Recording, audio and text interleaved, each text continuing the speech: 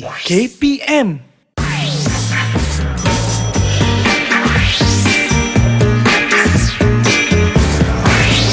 Didik TV KPM. Hai, Assalamualaikum. Salam sejahtera. Anda sedang menyaksikan Didik TV KPM hari ini bersama-sama dengan saya Ria selaku hos anda. Apa khabar adik-adik yang berada di rumah? Kak Ria doakan kita dalam keadaan yang sihat, sejahtera. Ingat ke mana jua kita pergi, terus patuh pada SOP yang telah pun ditetapkan. Okey, hari ini kita nak teruskan lagi dengan sukses SPM 2021 untuk mata pelajaran Matematik Kertas 2. Nak tahu siapakah guru yang akan bersama-sama dengan Ria pada hari ini? Jom kita saksikan profil beliau.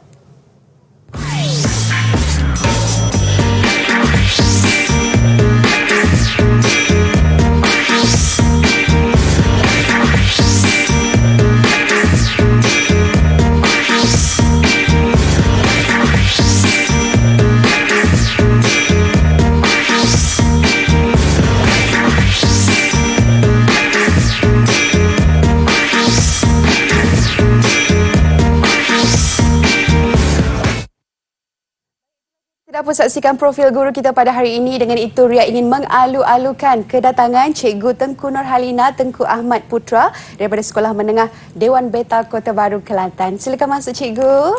Assalamualaikum. Waalaikumsalam. Cikgu, apa khabar? Alhamdulillah, sihat. Sihat. Okey, Cikgu. Hari ini saya pasti murid-murid di rumah sudah tidak sabar untuk memulakan sukses SPM 2021 pecutan pastinya untuk mata pelajaran Matematik Kertas 2. Dengan itu, mungkin Cikgu boleh memberikan sepatah dua kata aluan kepada para pelajar yang sedang menonton, Cikgu. Okey, terima kasih, Ria. Okey, anak-anak. Okey, seperti yang kita tahu, pada hari ini kita akan bersama-sama dengan Cikgu Kuna. Okey, bersama-sama dengan Cikgu Kuna untuk slot pecutan Matematik SPM KSSM. Okey, apa yang perlu kita tahu dalam Matematik SPM KSSM? Okey. Okey, yang pertama, cikgu ingin bawa murid-murid kepada format, sebab dalam matematik ni yang pertama kena ada pengetahuan, lepas tu kena ada minat. Okey, kalau tak ada minat susahlah kita nak terus cemerlang dalam subjek matematik ini. Okey, yang pertama, anak murid-murid kena tahu tentang format matematik KSSM. Okey, untuk format kertas 2 kita terdiri daripada 3 bahagian iaitu bahagian A, bahagian B dan juga bahagian C. Okey, untuk bahagian A, anak-anak murid-murid akan diperuntukkan dengan 10 soalan. Okey, dan 10 soalan itu semua soalan wajib dijawab. Tak ada satu pun yang perlu pilih, mesti jawab semua. Dan markah kat sini adalah diperuntukkan sebanyak 40 markah. Okey. Manakala untuk bahagian B pula, murid-murid diperuntukkan dengan 5 soalan yang mana juga semua soalan ini mesti dijawab. Okey, manakala markah pada bahagian B ini adalah diperuntukkan sebanyak 45 markah. Okey, manakala bahagian C pula, kita ada 2 soalan pilihan. Maksud pilihan kat sini, murid-murid boleh nak jawab dua-dua pun tak apa, nak jawab satu pun tak apa. Tapi nasihat cikgu jawab dua-dua, sebab kat sini pemeriksa akan pilih yang mana lebih banyak markah. So kalau ada murid-murid jawab dua-dua, so pemeriksa naik tengok semua yang mana akan markah banyak, yang itulah akan dikira sebagai markah peperiksaan. Okey, jadi cikgu akan bawa murid-murid satu persatu apa yang murid-murid kena tahu dalam setiap bahagian yang perlu murid-murid jawab dalam SPM pada 10 Mac 2020 nanti. Okey, untuk bahagian A, 10 soalan adalah berbentuk respon terhad. Okey, yang mana dia ada pecahan, boleh ada pecahan dan boleh tak ada pecahan. Terdiri daripada pecahan A dengan B ataupun satu je soalan. Okey, yang mana setiap soalan diperuntukkan 2 hingga 6 markah. Okey, manakala untuk bahagian B pula, bahagian B, murid-murid akan diberi 5 soalan, yang mana 5 soalan pun soalan wajib dijawab dan dia merupakan soalan struktur. Okey, apa maksud soalan berstruktur ni? Maksudnya dia ada pecahan-pecahan kecil. Contoh, katakanlah soalan A nak kira kecerunan, B daripada kecerunan tadi bina persamaan, macam tu. So dia adalah soalan yang saling berkaitan. Dan markah bagi setiap soalan adalah di antara 6 hingga 12 markah. Okey, dia boleh jadi 8, 10 markah, yang mana keseluruhan markahnya adalah 45 markah. Okey, masa menjawab lebih kuranglah dalam 12 minit untuk satu soalan. Okey, dan untuk bahagian yang terakhir dalam kertas 2 adalah bahagian C, yang mana bahagian C ni terdapat 2 soalan pilihan, tetapi murid-murid perlu jawab satu soalan sahaja. Tapi macam cikgu kata tadi, kalau boleh jawab 2 soalan. Okey, yang mana setiap soalan memperuntukkan 15 markah. Okey, dan format soalan bahagian C ini adalah memperuntukkan gabungan beberapa topik. Kalau tadi berstruktur juga, tapi melibatkan satu topik sahaja. Kalau garis lurus sahaja. Tetapi bahagian sini dia libatkan gabungan beberapa topik. Nanti cikgu akan bincangkan lagi tentang setiap bahagian. Okey. Dan masa yang diperuntukkan adalah selama 20 minit untuk satu soalan. Okey, dan bagi cikgu lah tips untuk anak-anak menjawab bagi bahagian A, B dengan C dalam kertas 2. Seboleh-bolehnya dahulukan untuk bahagian B. Kenapa? Sebab markahnya banyak. Jadi kalau boleh, kita perlukan masa yang lebih kat situ, baca dalam keadaan yang bukan tergesa-gesa. Ambil masa, baca dalam keadaan yang baik, supaya kita dapat memberi jawapan yang baik. Okey. Jadi, okey Ria, itulah sedikit sebanyak apa yang murid-murid kena tahu dalam format kertas 2 KSSM Matematik. Okey, baiklah, itulah dia, dan saya pasti kita dah tahu format-format yang cikgu dah pun kongsikan bersama dengan kita tadi, dan kejap lagi kita nak sambung, cikgu boleh? Boleh. Okey, kita berehat dahulu sebentar, kembali lagi selepas ini dalam Didik TV KPM. Okey. Didik TV KPM. Didik TV KPM. Anda kembali bersama Ria dalam Didik TV KPM bagi sukses SPM 2021 pecutan Matematik Kertas 2, yang pastinya Ria bersama-sama dengan Cikgu Nur Halina Tengku Ahmad Putra daripada Sekolah Menengah Kebangsaan Dewan Beta Kota Baru, Kelantan. Baik Cikgu, rasanya murid-murid dekat rumah dah tak sabar untuk kita tahu 4 soalan format bahagian A. Jom kita bincangkan Cikgu. Okey, terima kasih Ria. Okey, murid-murid. Okey, jadi nampaknya dah tak sabar-sabar untuk mengetahui apa format, apa jenis soalan dan bagaimana cara nak menjawab. Itu yang penting. Markah nak maksimum tapi jalan kerja nak minimum. Kan? Sebab kita tak nak jalan kerja panjang-panjang, nak markah tu panjang. Okey, apa yang kita perlu tahu? Okey, untuk contoh yang pertama, cikgu bawa satu soalan tajuk set. Okey, contoh katakanlah soalan yang cikgu berikan seperti berikut. Diberi P adalah subset bagi Q dan Q adalah subset bagi R sama dengan set kosong.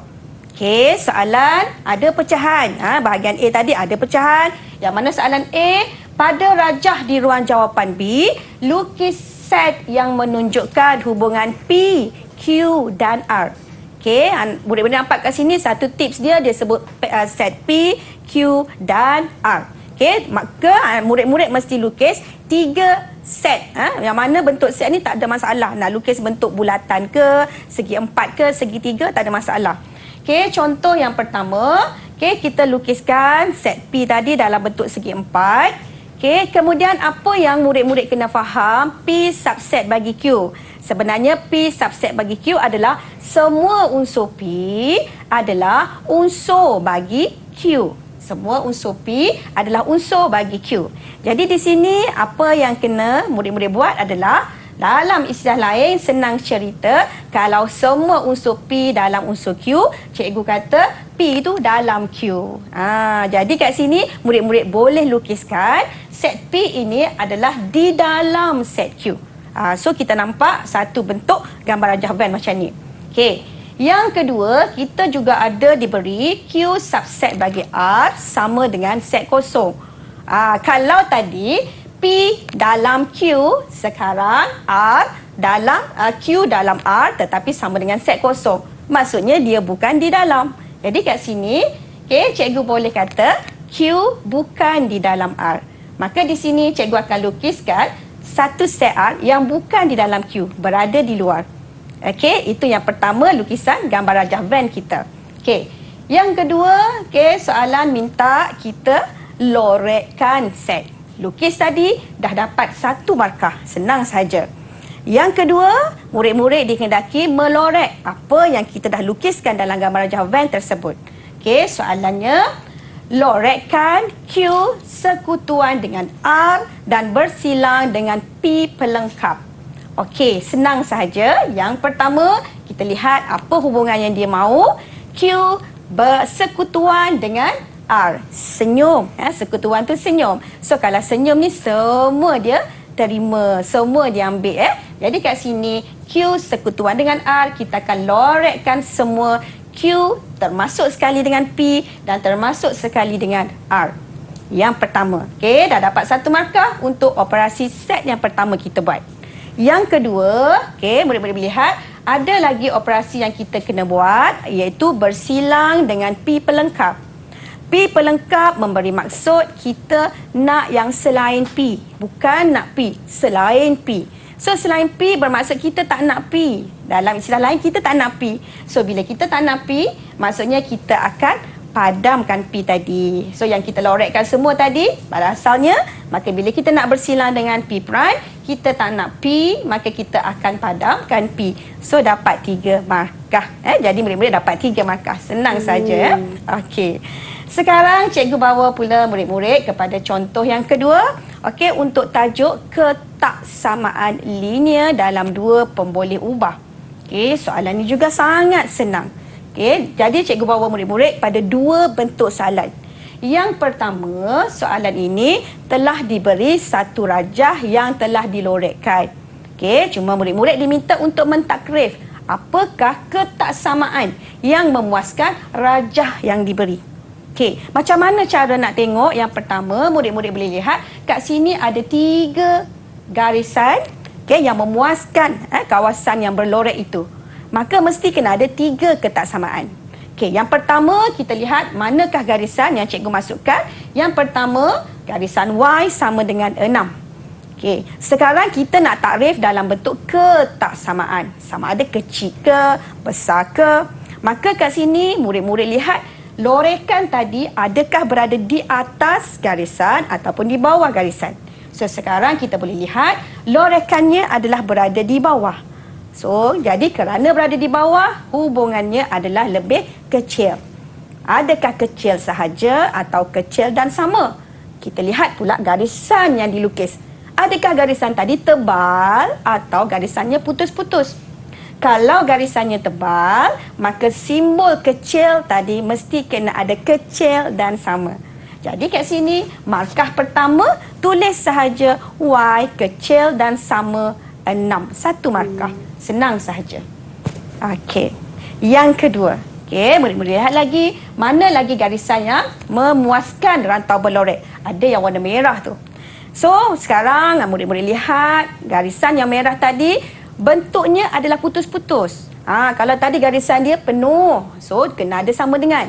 Sekarang garisannya adalah putus-putus. So, bila putus-putus, murid-murid tak perlu letak sama dengan. Okey, kalau garisan yang mencancang, nak tahu besar atau kecil, lihat di mana lorekan tersebut. Kalau dilorek sebelah kanan, maka dia akan jadi lebih besar. Manakala kalau dilorek ke sebelah kiri, dia akan jadi lebih kecil. So, kita lihat kat sini, lorekannya adalah ke sebelah kiri.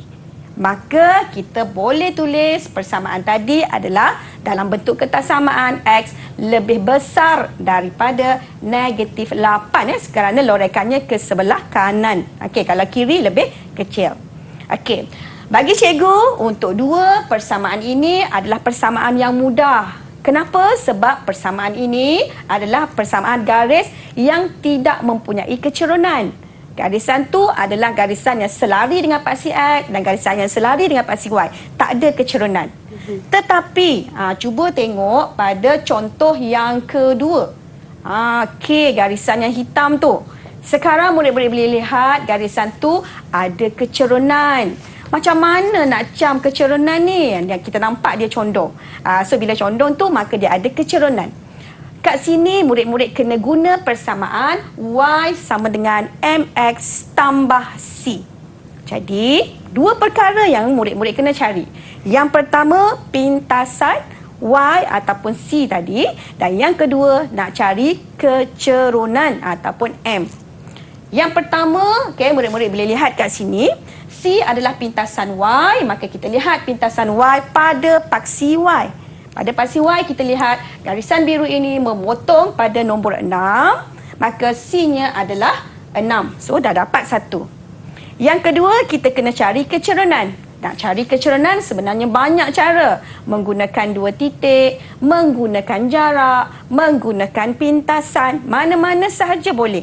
Contoh di sini, cikgu nak cari kecerunan garisan ini, cikgu akan gunakan jarak mencancang per jarak mengufuk pun boleh.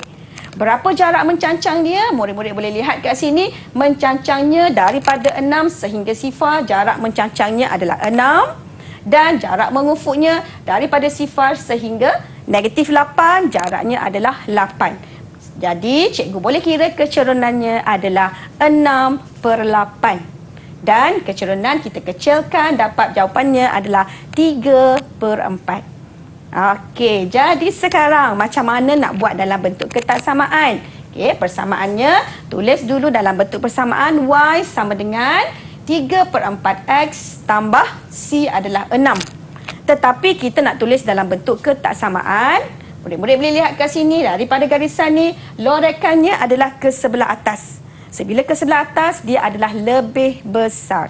Maka jawapan yang ketiga adalah Y lebih besar dan sama 3/4X tambah 6. Dapat lagi 1 markah. Jadi keseluruhan markah adalah 3 markah.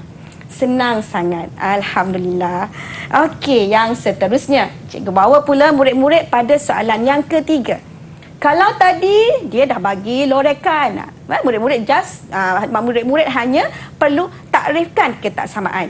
Sekarang bezanya dia dah bagi ketaksamaan. Ada 3 ketaksamaan. Jadi sekarang murid-murid kena lukis garisan yang belum dilukis dan kena lorekkan rantau yang dibatasi oleh ketiga-tiga garisan tadi. Yang pertama, dalam bentuk soalan ni murid-murid boleh baca ada Y kecil dan sama 8. Maksudnya, kita lihat kat sini garisan ni telah dilukis. Jadi, kita tak perlu lukis apa-apa. Okey? Dan disebabkan dia adalah kecil, maka lorekannya mesti ke bawah. Okey, yang kedua, kita boleh lihat lagi kat sini. Okey, garisan yang kedua, yang warna biru itu adalah garisan yang cikgu kata tadi, dia adalah garisan yang condong. Ada kecerunan, maka pun sudah dilukis, tak ada masalah. Cuma kita kena tahu lorekannya ke sebelah mana. Kalau dia lebih besar, maka lorekannya adalah ke sebelah atas. Okey. Yang ketiga, kita lihat ketaksamaan yang ketiga, 5Y tambah 4X lebih besar daripada 40. Yang ni belum dilukis. Belum ada dalam soalan ini. Jadi, apa yang murid-murid kena buat adalah murid-murid kena lukis garis lurus tersebut sebelum boleh lorekkan kawasan yang memuaskan rantau tadi. Okey. Nak buat garis lurus ini, ada pelajar yang tanya macam mana nak buat garis lurus, cikgu dah lupa dah. Okey, yang pertama kita buat petak macam ni. Buat petak senang je. Yang pertama, murid-murid gantikan X kosong kira Y. Ataupun gantikan Y kosong kira X. Senang sahaja. Contoh yang pertama, cikgu gantikan persamaan ini Y dengan kosong. Bila cikgu gantikan Y dengan kosong, so cikgu akan kira dapat X adalah sama dengan 10. Maka yang pertama, cikgu dapat titik. Yang pertama adalah 10 kosong. So titiknya kat sini. Bila nak buat garis lurus, cikgu perlukan 2 titik. Maka cikgu gantikan pula X pula dengan kosong. Dalam persamaan yang sama, gantikan X dengan kosong. Maka cikgu akan dapat Y sama dengan 8. Maka koordinat cikgu dapat kat sini adalah 0, 8. So titiknya kat situ. Dah dapat 2 titik, maka murid-murid boleh ambil pembaris. Wajib guna pembaris. Tak guna pembaris, tak dapat markah. Jadi kat sini, ambil pembaris, gariskan. Kenapa garisan dia mesti putus-putus? Kerana lihat simbol ketaksamaan dia. Dia tak ada sama dengan. Jadi garisan dia mesti putus-putus. Dan kerana dia lebih besar, maka kita mesti lorekkan ke atas. Ada garisan lurus-lurus yang betul, dapat 1 markah. Okey, dan lorekan tadi memuaskan ketiga garisan tadi. Lorekkan kat sini. Lorekkan yang betul, dapat lagi 2 markah. Keseluruhannya 3 markah. Senang sahaja. Okey, cara nak jawab dah cikgu bagi tahu. Sekarang cikgu nak murid-murid lihat apakah bentuk-bentuk kesalahan yang sering pelajar buat di dalam peperiksaan yang sebenar. Contoh yang pertama, pelajar membuat garisan lurus dengan garisan yang tebal, bukan garisan putus-putus. Maka untuk garisan, pelajar tak dapat markah kat sini. Okey, manakala lorekkannya adalah betul, maka dia cuma akan dapat 1 markah sahaja kerana garisan tadi tidak tepat. Rugi markahnya. Okey, kesilapan yang kedua juga yang sering dibuat oleh pelajar adalah yang pertama, kita boleh lihat garisan ini tidak menggunakan pembaris. Tak boleh. So, akan tidak diberi markah. Yang kedua, pelajar juga melorekkan kawasan tadi lebih daripada kawasan. Pun tidak boleh. Melebihi kawasan juga tidak akan diberi markah. Maka di sini pelajar tak akan dapat apa-apa markah. Okey. Yang ketiga, lorekannya nampak macam dah cantik dah semua. Tetapi melindungi kawasan ataupun garisan putus-putus tadi boleh menyebabkan pemeriksa tak nampak dan tak jelas, maka murid-murid juga akan kehilangan markah.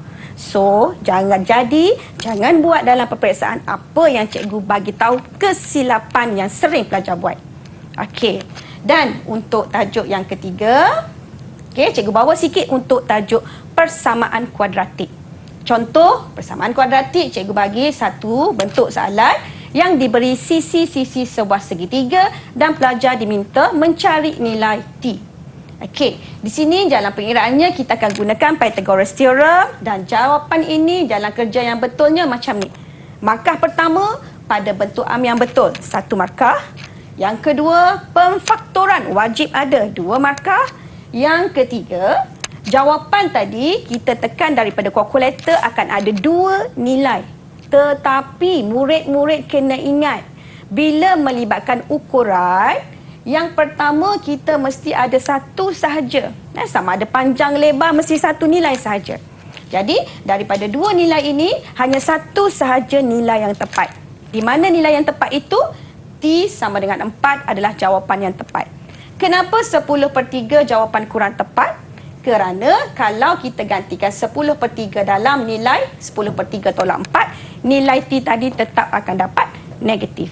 Jadi kat sini kena ingat apabila melibatkan ukuran, umur, apa lagi, melibatkan nilai-nilai yang macam tu hanya 1 nilai sahaja. Okey, cikgu tunjuk sedikit kesilapan-kesilapan yang dilakukan oleh pelajar. Okey, contoh yang pertama, ada pemfaktoran, ada bentuk am, pemfaktoran tak ada. Jawapan langsung tidak akan diberi markah. 1 markah sahaja, walaupun jawapan ada. Yang kedua, tengok soalan tadi, dia nak 3T kuasa 2. Sedangkan semasa murid-murid faktor, murid-murid tulis jawapan tadi sebagai X. Pun tak dapat apa-apa markah, kosong juga kat sini. Cuma bentuk am sahaja dapat 1 markah. Dan yang ketiga, nampak ke? Semua dah nampak cantik dah. Tetapi ada tanda koma kat sini.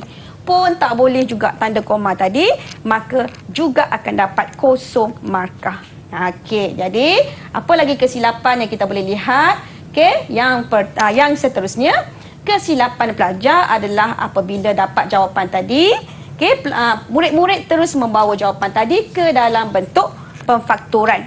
Ingat, kalau kita nak buat dalam bentuk pemfaktoran, jawapan tak boleh dalam bentuk pecahan, tak boleh dalam bentuk perpuluhan. Dia mesti nombor bulat. Sebab tu yang semestinya 3T tolak dengan 10. Jadi ingat apa yang boleh buat dalam peperiksaan dan apa yang tak boleh buat dalam peperiksaan. Tu yang penting Ria. Sebab pelajar mesti menguasai teknik yang betul. Mesti tahu supaya mereka tidak akan kehilangan markah dalam peperiksaan. Okey. Okey, baik. Terima kasih cikgu dan rasanya kita dah orang kata bincang 4 soalan secara menyeluruh untuk format bahagian A yang mana kita ada belajar tadi operasi set, ketaksamaan linear dalam dua pemboleh ubah, ada juga insurans, graf gerakan dan juga matriks. Okey, kita akan kembali selepas ini untuk format bahagian B pula. Terus kekal bersama kami dalam Didik TV KPM. Didik TV KPM. Didik TV KPM. Anda kembali bersama Ria dalam Didik TV KPM dalam Sukses SPM 2021 Pecutan bagi mata pelajaran Matematik Kertas 2. Baik, kita masih lagi bersama dengan Cikgu Nurhalina. Kalau tadi kita dah pun mengetahui format untuk menjawab soalan bahagian A. Apa kata sekarang Cikgu, kita teruskan dengan bahagian B pula. Silakan Cikgu. Terima kasih Ria. Okey, bahagian B. Bahagian yang pelajar takut, murid-murid takut. Kenapa Ria? Sebab soalannya adalah berstruktur. Betul. Berstruktur ni kalaulah soalan A pelajar tak dapat jawab ataupun jawapan salah, maka yang kedua pun salah juga. Itu yang risau dan markahnya sangat banyak. Okey, kita pergi tanpa membuang masa, kita pergi pada satu contoh bentuk soalan. Okey, murid-murid boleh lihat kat sini. Contoh yang pertama, cikgu ambil satu contoh soalan insurans permotoran. Okey. Yang pertama soalan, Amanda seorang pegawai bank di Miri Sarawak ingin mendapatkan perlindungan insurans bagi keretanya yang telah tamat tempoh perlindungan. Insurans pemotoran yang pertama, murid-murid kena tahu lokasi. Sama ada dua tempat, sama ada di Sabah Sarawak ataupun di Semenanjung Malaysia. Yang kedua, murid-murid kena kenal pasti kapasiti enjin kenderaan tersebut. Kalau di sini diberi adalah 2050cc enjin. Yang ketiga adalah apakah polisi yang ingin diberi ataupun diambil oleh seseorang daripada soalan tersebut. Contoh di sini, soalan menghendaki kita menghitung ketiga-tiga jenis polisi dalam insurans motor. Okey, jadi di sini kita ada beberapa maklumat yang sangat penting yang murid-murid kena tahu. Yang pertama, lokasinya berada di Sarawak. Okey, yang kedua, cc enjinnya adalah 2050cc. Dan yang ketiga adalah nilai perlindungan ataupun insurans yang ingin diambil adalah 64,000 dan yang ketiga NCD adalah 20%. Okey, bagaimanakah cara untuk kita menghitung setiap premium bayaran bagi polisi yang diminta? Okey, yang pertama bagi kiraan polisi komprehensif. Polisi komprehensif adalah memberi perlindungan keempat-empat perlindungan seperti berlaku kecederaan kepada berlaku kecederaan kepada penumpang ataupun berlaku kerosakan ataupun kerugian harta benda dan berlaku kecurian atau kebakaran pada kereta kita sebagai pemegang polisi, dan yang keempat adalah berlaku kerosakan kereta kita sebagai pemegang polisi akibat kemalangan. Okey, jadi di sini apakah yang perlu kita tahu? Dalam jadual yang diberi, jadual anak-anak ataupun murid-murid tak perlu hafal sebab dia akan bagi. Cuma di sini kita kena lihat berapakah bayaran yang diberi berdasarkan sisi enjin bagi soalan tersebut. Contoh dalam kes tadi, sisi enjin yang diberi adalah 2050cc dan polisi yang ingin diambil adalah polisi komprehensif. Jadi di sini kita mesti rujuk jadual yang diberi. Okey, yang mana untuk 1,000 yang pertama bayarannya adalah RM243.90. Okey. Manakala untuk bahagian insurans yang seterusnya adalah 63,000 berikutnya akan dikenakan dengan formula pengiraan. Bagaimana cara nak mengiranya adalah berapakah baki insurans tadi. Contoh dalam soalan ini, kita lihat dia nak ambil insurans tadi ataupun perlindungan sebanyak 64,000.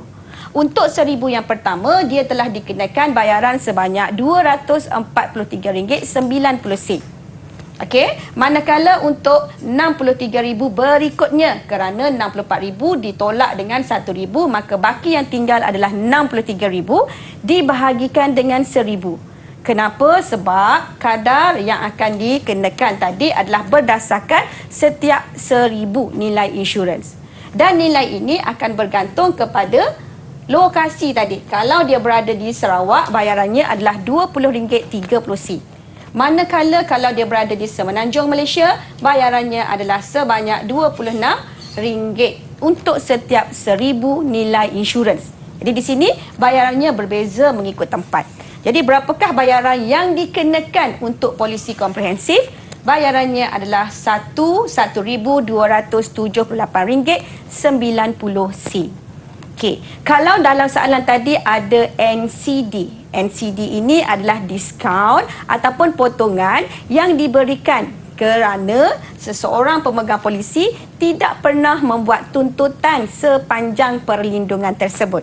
Jadi kalau dalam soalan ada diberi NCD, maka Amanda layak untuk mendapat potongan daripada premium asas dia tadi. Iaitu premium asas adalah RM1,522.80 ditolak dengan NCD sebanyak 20%. Jadi di sini kita boleh kira dulu berapakah bayaran ataupun diskaun yang diberikan. 20% didarab dengan RM1,522.80, maka kita mendapat diskaun sebanyak RM304.56. Okey, dan berapakah premium kasar yang perlu kita bayar, Amanda bayar tadi, maka bayaran untuk premium asas tadi ditolak dengan bayaran NCD, maka itu adalah premium kasar RM1,218.24. Ini adalah premium yang Amanda kena bayar jika beliau memilih polisi komprehensif. Ataupun di sini sebenarnya anak-anak dah boleh ambil, pelajar-pelajar dah boleh ambil. Contoh kat sini kita punya bayaran premium asas adalah RM1,522.80. Kerana kita dah tahu 20% ini adalah diskaun, maka kita sebenarnya boleh terus darab kat sini dengan 80%. Kenapa kita terus tolak dengan NCD tadi? Jadi kat sini kita akan terus dapat jawapannya adalah RM1,218.24. Itu adalah kadar yang dikenakan jika Amanda ingin mengambil polisi komprehensif. Bagaimana jika Amanda, markah yang diperuntukkan adalah 4 markah. Bagaimana jika Amanda ingin mengambil polisi pihak ketiga, kebakaran dan kecurian? Kalau tadi polisi komprehensif, sekarang pihak ketiga, kebakaran dan kecurian. Yang pertama, murid-murid mesti tahu untuk polisi ini, dia hanya melindungi 3 daripada 4 perlindungan. Yang mana jika berlaku kerosakan kereta akibat kemalangan, pemegang polisi tak boleh nak membuat tuntutan. Tuntutan hanya boleh dibuat jika berlaku kebakaran dan kecurian sahaja. Jadi, kerana perlindungan ini hanya memberi perlindungan 3 daripada 4, maka bayarannya hanya 75% daripada bayaran premium asas polisi komprehensif. Dia lebih murah. Dalam kata lain, kalau yang komprehensif kena bayar RM1,000, yang kecurian dan kebakaran kena bayar hanya RM750 sahaja. Lebih murah kerana perlindungannya hanya 3 daripada 4. Okey, jadi untuk RM1,000 yang pertama, kita baca daripada jadual yang diberikan, bayarannya adalah RM243.90, sama dengan yang komprehensif juga. Okey, dan cara kiraan baki yang berikutnya pun sama dengan komprehensif, maka dia akan dapat premium asas adalah sebanyak RM1,278.90 didarab dengan 75%. Kenapa? Sebab tadi cikgu dah bagi tahu untuk polisi pihak ketiga, kebakaran dan kecurian, nilainya hanya 75% daripada nilai polisi komprehensif. Jadi bayaran ini didarab dengan 75%. So murid-murid akan dapat bayarannya adalah sebanyak RM913.68. Tetapi adakah Amanda layak mendapat NCD jika beliau mengambil polisi yang ni? Juga boleh, tak ada masalah. So bila NCD diberi sebanyak 20%, Amanda tetap dapat potongan 20% daripada kadar yang diberi ini, maka Amanda dapat potongan sebanyak RM182.74. Dan berapakah premium kasar? maka murid-murid tolakkan sahaja bayaran yang sepatutnya tadi dengan RM182.74. So di sini kita akan dapat baki ataupun premium kasarnya adalah sebanyak RM730.94. Okey, manakala untuk polisi yang ketiga, untuk pihak yang ketiga, okey, polisi pihak yang ketiga, kita lihat dari segi sisi enjin sahaja. Dia tak ada bayaran insurans. Untuk polisi pihak ketiga, terus lihat sisi enjin, okey, dan bayarannya adalah RM85.20. Jadi, dia juga adalah layak untuk mendapat NCD sebanyak 20%. Berapakah bayaran yang akan dikenakan? Tolak dengan NCD, maka bayaran yang dikenakan adalah sebanyak RM68.16 sahaja. Jadi, berdasarkan pengiraan yang cikgu tunjukkan, kita dapati polisi komprehensif adalah polisi yang paling menyeluruh dan memperuntukkan bayaran yang agak mahal. Okey. Kita pergi lagi kepada soalan yang seterusnya adalah melibatkan percukaian. Okey. Melibatkan percukaian, yang pertama kita mesti tahu pengiraan bagaimana nak mengira berapakah pendapatan yang boleh dikenakan cukai oleh seseorang tersebut. Selepas kira berapakah pendapatan yang boleh dikenakan cukai, yang kedua kita akan kira berapa bayaran cukai yang akan dikenakan. Dan bayaran cukai ini setelah dikira, lihat ribat. Adakah seseorang itu layak mendapat ribat? Kalau layak dapat ribat, maka kita kena tolak. Dua keadaan yang akan diberi ribat adalah yang pertama, zakat. Jika ada memberi zakat, maka kita akan tolak selepas kiraan cukai tersebut. Yang kedua, bagi seseorang individu yang pendapatannya tidak melebihi RM35,000 setahun, maka beliau dapat ataupun layak mendapat ribat sebanyak RM400.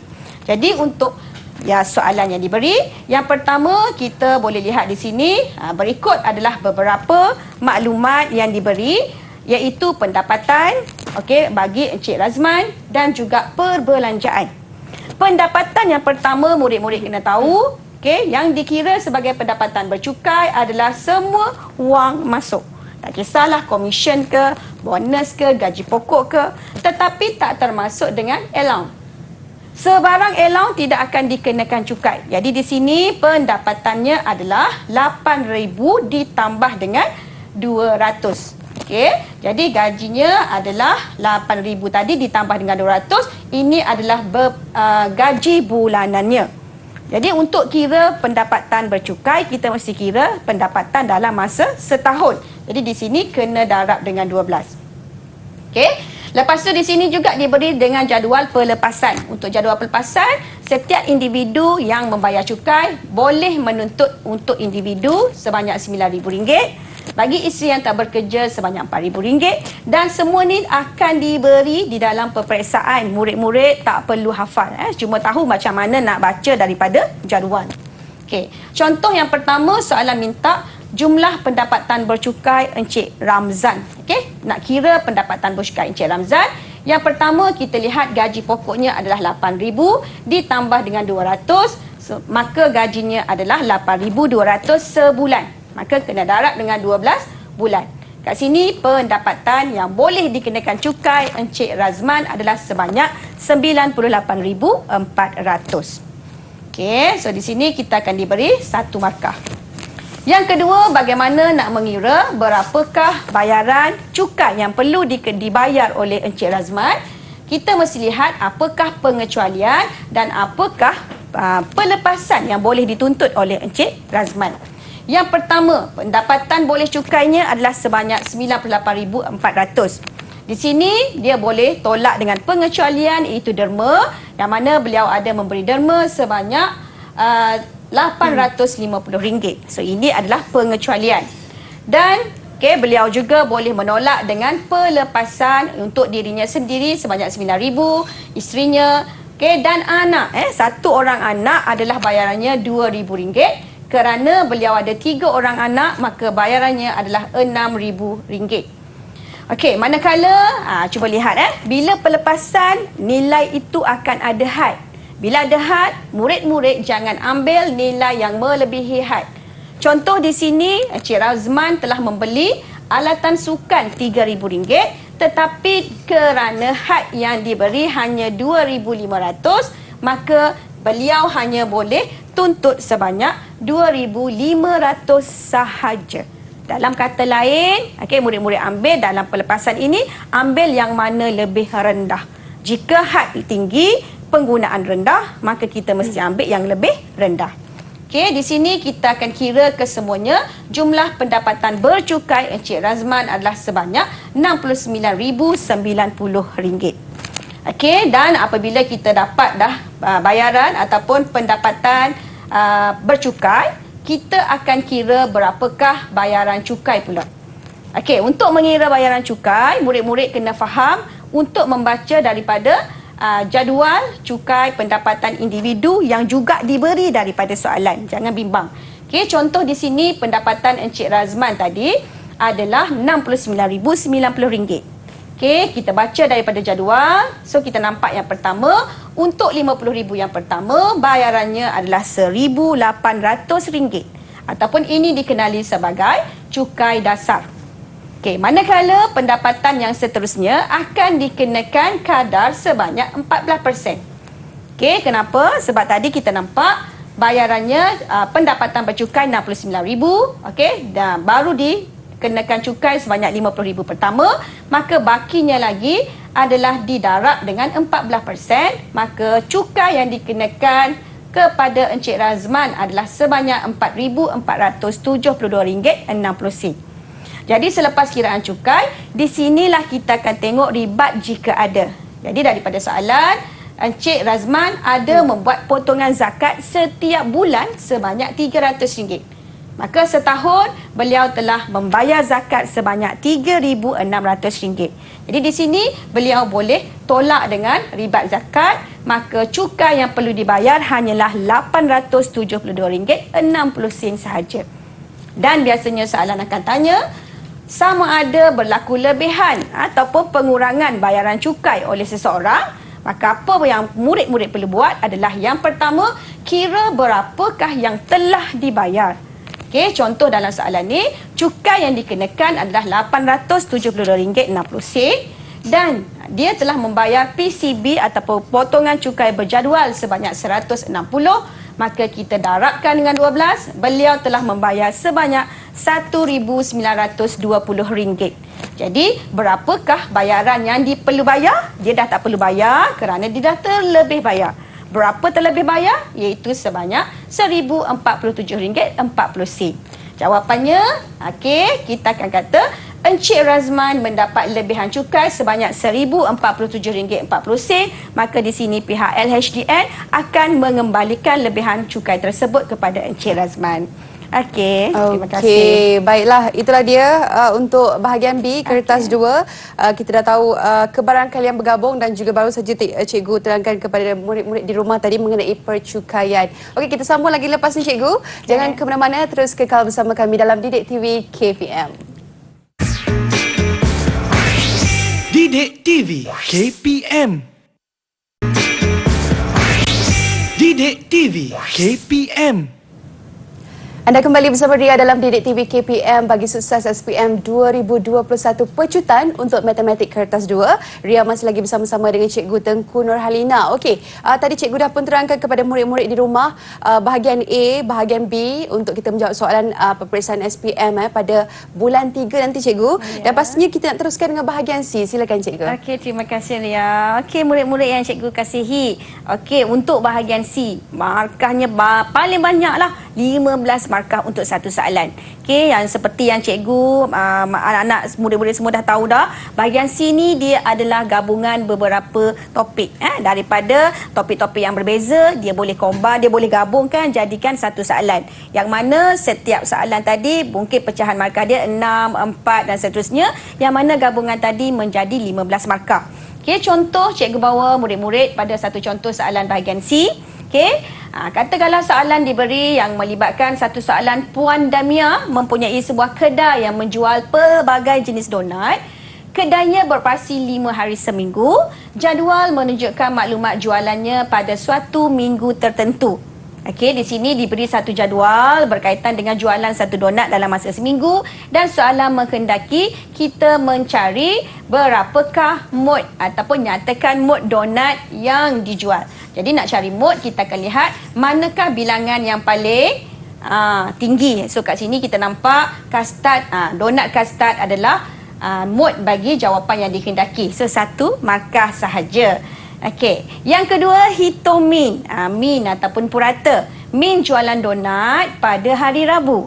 Jadi di sini kita lihat sekali lagi jadual yang diberi, iaitu pada hari Rabu kita akan tambah semua bilangan donat yang telah dijual dibahagikan dengan bilangan hari, iaitu bilangan perisa, iaitu sebanyak 4 perisa. So kita akan dapat minnya adalah sebanyak minnya adalah RM143.50.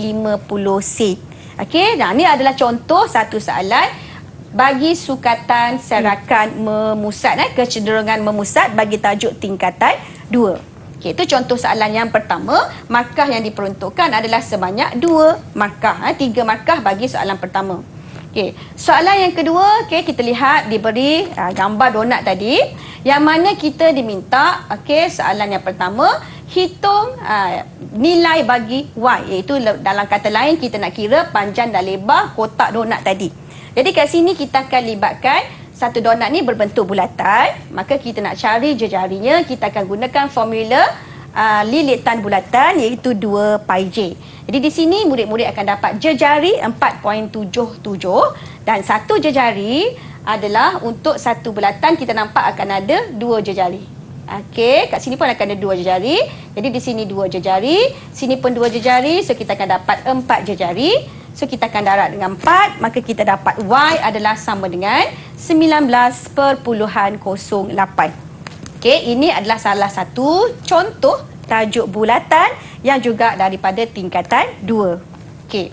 Seterusnya mungkin dia minta pula daripada situasi yang sama, soalan berstruktur dan bertema, situasi yang sama, tema yang sama.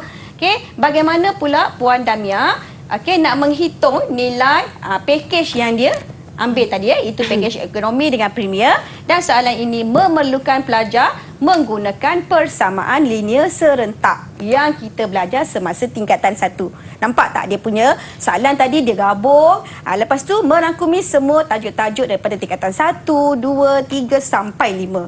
Okey, dan seterusnya tajuk ini pula diberi pula dalam tajuk bahagian matematik pengguna simpanan pelaburan kredit dan hutang. Yang mana bila dia buat perniagaan tadi, dia nak buat pelaburan daripada keuntungan. Jadi sekali lagi, menengah rendah juga yang dipilih, iaitu tajuk matematik pengguna. Okey, jadi cikgu harap murid-murid dapat lihatlah bagaimana soalan bahagian C dibentuk, dibuat daripada A sampai D, gabungkan beberapa tajuk, dan menghasilkan keseluruhan markahnya adalah 15 markah. Jadi di kesempatan ni Ria, cikgu nak kongsikan pada anak-anak murid-murid apa yang kita kena tahu, kena ambil maklum, tips akhir sebelum peperiksaan pada 10 Mac 2022 nanti. Okey. Yang pertama, murid-murid mesti kena menguasai beberapa topik-topik penting dalam kertas 2. Okey, walaupun boleh dikatakan kesemua akan keluar, tetapi di sini adalah beberapa topik penting yang murid-murid harus beri keutamaan. Okey, yang seterusnya, apakah lagi tips yang murid-murid boleh kuasai? Nak menjawab dalam SPM matematik, apa tips yang penting? Yang pertama, ada 53 topik dalam matematik tingkatan 1 hingga 5. Dan boleh je keluar dalam mana-mana kertas, sama ada kertas 1 atau kertas 2. Okey. Yang kedua, kertas 1 dia ada pecahan A, B, C dan D adalah dan markahnya adalah daripada kertas 1 pecahan A, B, C dan D soalannya tu adalah di antara 8 hingga 12 soalan. Okey, yang ketiga, sila beri tumpuan lebih kepada topik-topik yang menengah atas, iaitu tingkatan 4 dan 5. Dan yang keempat, jangan terikat dengan soalan. Jawab yang anak-anak yakin, yang tak yakin tu kita buat kali kedua pula. Okey, dan yang kelima, kumpul masa sebanyak mungkin untuk menjawab soalan yang sukar ataupun kebat. Sebab tu jangan terikat pada soalan. Dan yang keenam, urus masa dengan baik dan berkesan supaya tidak berlaku kes yang tidak cukup masa untuk menjawab. Dan yang seterusnya, Okey, pastikan anak-anak yakinlah, yakin supaya dapat confident dalam peperiksaan supaya dapat keputusan yang cemerlang dan banyakkan latihan, jangan malu bertanya dan mesti banyakkan berdoa.